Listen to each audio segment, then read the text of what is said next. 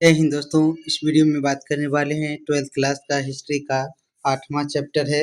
जो लोग 1 से 7 चैप्टर नहीं देखे हैं तो वे लोग प्ले लिस्ट में जाकर वीडियो को देख सकते हैं और अपनी तैयारी को बेहतर कर सकते हैं दोस्तों, क्योंकि यही सारे प्रश्नों आपको परीक्षा में सीधे पूछे जाते हैं, तभी आपका 450 प्लस नंबर आएगा, ये गारंटी है। अगर सभी वीडियो को प्लेलिस्ट में जाकर देख लेते हैं तो आपका तैयारी अच्छे से हो जाएगा।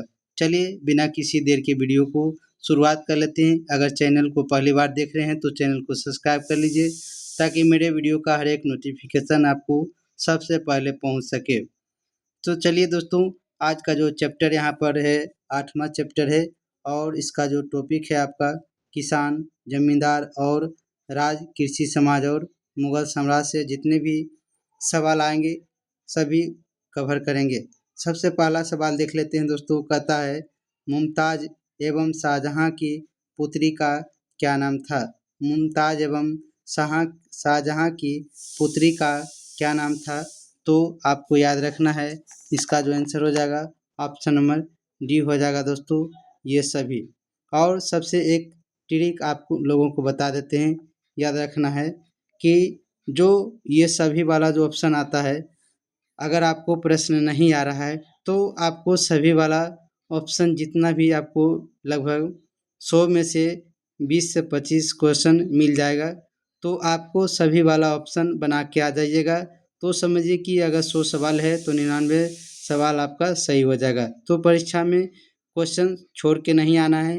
100 सवाल आपको रहेंगे जिसमें से आपको 50 सवाल बनाने हैं। कहीं से भी आप सवाल 50 को बना सकते हैं जो आपको कन्फर्म आता है। चलिए, जो तो इसका आंसर क्या आ गया यहाँ पर? ऑप्शन नंबर डी हो गया। जहांआरा थे, रोशनारा और गौहरारा, ये तीनों मुमताज और शाहजहां की पुत्री का नाम है। चलिए अगला सवाल देखते हैं। सभी सवाल महत्वपूर्ण हैं क्योंकि यही सारे प्रश्नों आपको परीक्षा में पूछे जाते हैं। दूसरा सवाल है हुमायूं का भाई का कौन था, यानी हुमायूं का भाई कौन था? तो आपको इसका आंसर याद रखना है। ऑप्शन नंबर यहाँ पर डी हो जाएगा, ये सभी था। देखिए यहाँ पर भी सभी वाला सही हो गया, यानी कामरान, अस्करी और हिंदाल, ये तीनों क्या थे? भाई थे। चलिए अगला सवाल देख लेते हैं। सवाल है मुगल कालीन चित्रकला किसके काल में यानी चरमोत्कर्ष पर पहुंची? यानी मुगल काल में चित्रकला का सबसे ज़्यादा पहचान किसके शासन काल में पहुंचा था? तो आपको याद रखना है ऑप्शन नंबर डी, शाहजहां के शासन काल में चित्रकला का ज़्यादा वैल्यू दिया जाता था। अगला सबसे महत्वपूर्ण सवाल है, कहता है रजनामा के नाम से किस ग्रंथ का फारसी अनुवाद किया गया? रजनामा के लेखक कौन है? तो आपको याद रखना है फिरदौसी है। तो कहता है रजनामा के नाम से किस ग्रंथ का फारसी अनुवाद किया गया? तो इसका जो आंसर हो जाएगा आपको ऑप्शन नंबर बी याद रखना है, महाभारत का। अगला देखते हैं। 20वां नंबर सवाल है दोस्तों, 200 नंबर। कहता है गुलबदन बेगम ने किसके आग्रह पर हुमायूं नामा लिखा? यहाँ पर देख लीजिए, 2 सवाल आ गया। एक सवाल आएगा कि हुमायूं नामा किसने लिखा? तो आपको याद रखना है गुलबदन बेगम ने लिखा था। अब ये किसके आग्रह पर लिखा था? तो इसका जो आंसर हो जाएगा ऑप्शन नंबर ए, अकबर के आग्रह पर ये पुस्तक लिखा था हुमायूं नामा। चलिए अगला सवाल देखते हैं। सबसे महत्वपूर्ण सवाल है, कहता है बादशाहनामा किसने लिखा? ये भी एक बुक का नाम है। बादशाहनामा किसने लिखा? तो आपको याद रखना है, इसका ऑप्शन नंबर यहाँ पर सी हो जाएगा, अब्दुल हमीद लाहौरी ने लिखा है। अगला सवाल है यास्सा, जिसको हम लोग बोलते हैं राजकीय नियम, किसने लागू किया था? यास्सा या राजकीय नियम किसने लागू किया? तो आपको याद रखना है option number B, Genghis Khan ने लागू किया था। अगला सबसे महत्वपूर्ण सवाल है हुमायूंनामा का अंग्रेजी में अनुवाद किसने किया था? हुमायूंनामा का अंग्रेजी अनुवाद किसने किया? तो आपको याद रखना है इसका आंसर नंबर 1 हो जाएगा, हेनरी बेवरिज ने अनुवाद किया था। अगला सवाल है, लाडली बेगम किसकी पुत्री है? लाडली बेगम किसकी पुत्री थी? तो इसका आंसर हो जाएगा यहाँ पर ऑप्शन नंबर ए, नूरजहां की पुत्री थी। चलिए अगला सबसे महत्वपूर्ण सवाल है, फतेहपुर सीकरी की राजधानी किसने बनवाया था? सवाल आता है, फतेहपुर सीकरी की राजधानी किसने बनवाया था? तो आपको आंसर याद रखना है इसका, अकबर ने बनवाया था। अगला है, दरबार में अभिवादन का तरीका निम्न में कौन सा था?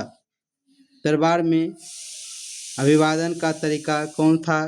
तो 206 का आंसर यहाँ पर डी हो जाएगा। देखिए ये भी सही वाला हो गया, सभी वाला। तो कोर्निश, सजदा, पायोबास, ये सभी दरबार में अभिवादन का तरीका था। अगला सवाल देखते हैं, 207 है, कहता है अकबर ने किस वर्ष दीन इलाही धर्म चलाया? यहाँ पर 2 सवाल आ गया, दीन इलाही धर्म किसने चलाया? तो आपको याद रखना है अकबर ने चलाया, अकबर ने चलाया था। और कब चलाया था? तो यहाँ पर 207 का जो आंसर हो जाएगा ऑप्शन नंबर डी हो जाएगा, 1581 में। अगला देखते हैं, सभी सवाल महत्वपूर्ण है। देखिए ये भी सवाल कहता है, दारा एवं शाहजहां के पास आगरा में रहती थी, कौन रहते थे? दारा एवं शाहजहां के पास आगरा में रहती थी। तो 208 का जो आंसर हो जाएगा यहाँ पर ऑप्शन नंबर ए हो जाएगा, जहां आरा रहती थी। अगला देखिए, दिल्ली में चांदनी चौक का निर्माण किसने कराया था? अब सवाल आएगा कि चांदनी चौक कहाँ है? तो आपको याद रखना है दिल्ली में इसका निर्माण किसने कराया था? तो आंसर रखना है जहां आरा ने चांदनी चौक का निर्माण कराया था। अगला सवाल है 210 नंबर, बाबर चंगेज खान का कौन सा वंशज था? बाबर जो थे ये चंगेज खान का कौन सा वंशज था? तो 210 का आंसर आपको ऑप्शन नंबर डी 14वां वंशज था। अगला है सबसे महत्वपूर्ण सवाल, गुलबदन बेगम कौन थी? गुलबदन बेगम कौन थी? तो आपको 211 का आंसर यहाँ पर हो जाएगा सी, ये लेखिका थी। चलिए अगला देखते हैं, अकबर का संरक्षक बनकर किसने शासन किया? ये सवाल सभी परीक्षा में बार बार पूछा जाता है कि अकबर का संरक्षक कौन था? तो आपको याद रखना है बैरम खां थे। चलिए 213 नंबर सवाल देखते हैं। 213 नंबर सवाल है दोस्तों, कहता है अकबर के समय राजकुमारों को अधिकतम कितने का मनसबदार बनाया गया? तो इसका जो आंसर हो जाएगा यहाँ पर ऑप्शन नंबर डी हो जाएगा 1200 को। अगला है, भारत का अंतिम मुगल सम्राट कौन है? इसको कॉपी में नोट कर लीजिए, VVI इम्पोर्टेंट क्वेश्चन है। भारत का अंतिम मुगल सम्राट कौन था? तो आपको याद रखना है बहादुर शाह जफर थे। चलिए अगला सवाल देखते हैं, कहता है मुगल चित्रकला किसके समय सबसे अच्छा चरमोत्कर्ष पर थी? तो आपको याद रखना है इसका आंसर हो जाएगा जहांगीर के शासनकाल में। अगला सबसे महत्वपूर्ण सवाल है, तुजू के जहांगीर की रचना किसने किया है? तुजू के जहांगीरी की रचना किसने किया? तो इसका आंसर हो जाएगा यहाँ पर जहांगीर ने किया था। अगला देखते हैं, महत्वपूर्ण सवाल है, भारत में मुगल वंश का संस्थापक कौन है? भारत में मुगल वंश का संस्थापक कौन था? तो आपको याद रखना है इसका आंसर हो जाएगा यहाँ पर बाबर थे। अगला है, सभी सवाल महत्वपूर्ण है, तुजू के बाबरी किसने लिखी? तुजू के बाबरी किसने लिखी? तो आपको आंसर याद रखना है इसका ऑप्शन नंबर ए, बाबर ने लिखा। अगला देखते हैं दोस्तों, कहता है अकबर का वजीर कौन था? अकबर का वजीर कौन था? तो इसका आंसर हो जाएगा ऑप्शन नंबर ए, बैरब खां था। अगला देखते हैं, 220 नंबर सवाल है, कहता है मुमताज़ महल किसकी पुत्री थी? मुमताज़ महल किसकी पुत्री थी, तो आपको याद रखना है option number A Asaf Khan की मुमताज़ पुत्री थी। अगला सवाल है अकबर के समकालीन इतिहासकार कौन थे? ये भी सवाल आपको कई बार परीक्षा में पूछा गया है। अकबर के समकालीन इतिहासकार कौन था? तो 221 का जो आंसर हो जाएगा यहाँ पर ऑप्शन नंबर 2 बदायूनी था। चलिए अगला देखते हैं अकबर निम्नलिखित में से किस पर अधिकार नहीं कर सका? अकबर जो थे ये कौन सा जगह पर अपना अधिकार नहीं कर सका था? तो 222 का आंसर हो जाएगा यहाँ पर ऑप्शन नंबर डी चित्तौड़ पर नहीं अधिकार कर पाया। चलिए अगला देखते हैं। ये भी महत्वपूर्ण सवाल है, सभी सवाल महत्वपूर्ण हैं। आपको वीडियो को ध्यान से देखते जाना है, रिवीजन भी हो जाएगा। जो लोग तैयारी कर लिए हैं तो अब कम समय बचा है, 4 महीने में आपको संपूर्ण तैयारी इस चैनल के माध्यम से कराया जाएगा। तो चलिए अगला सवाल देखते हैं। आलमगीर के नाम से कौन सा मुग़ल बादशाह जाना जाता है? आलमगीर के नाम से कौन सा मुग़ल बादशाह जाना जाता था? तो आपको आंसर याद रखना है ऑप्शन नंबर सी, यहाँ पर औरंगजेब मुग़ल बादशाह जाना जाता है। सवाल है औरंगजेब ने अपने जीवन का अंतिम भाग कहाँ बिताया था? कौन सा जगह पर औरंगजेब ने अपने मरने से पहले अंतिम भाग जीवन कौन सा भाग में बिताया था? तो आपको याद रखना है ऑप्शन नंबर सी, यहाँ पर दक्षिणी भाग। अगला देखते हैं, कहता है शेख मोइनुद्दीन चिश्ती की दरगाह कहाँ स्थित है? शेख मोइनुद्दीन चिश्ती की दरगाह कहाँ स्थित है?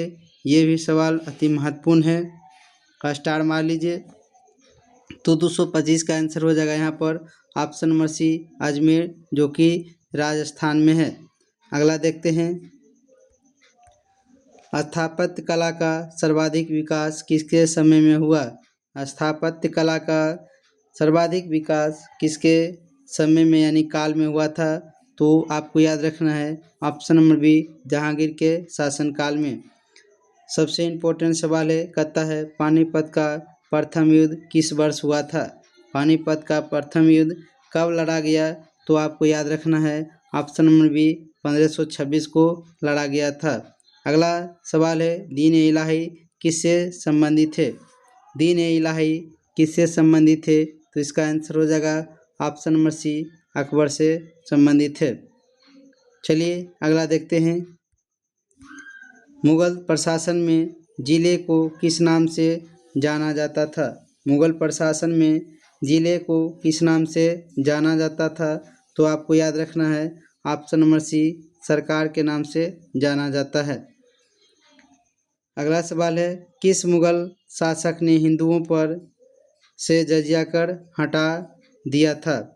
कौन मुग़ल शासक थे जो हिंदुओं से जजिया कर हटा दिया गया?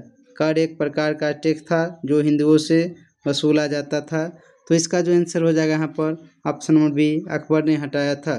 अगला है किस प्रशासकीय सुधार के लिए शेर शाह खास तौर पर जाना जाता है? किस प्रशासकीय सुधार के लिए शेर शाह जो थे ये खास तौर पर जाना जाता है? तो इसका जो आंसर हो जाएगा ऑप्शन नंबर बी भूमि सुधार संबंधी से। अगला देखते हैं,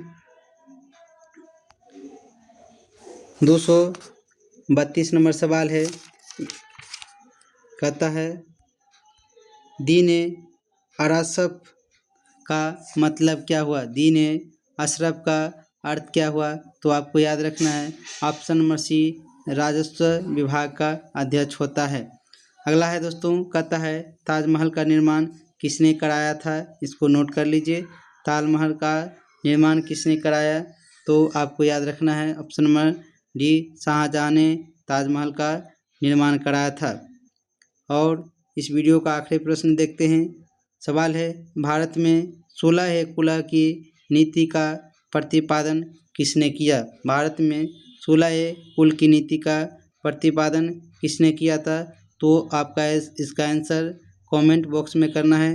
तो चलिए दोस्तों, इस वीडियो में इतना ही, मिलते हैं एक नए वीडियो के साथ। जय हिंद।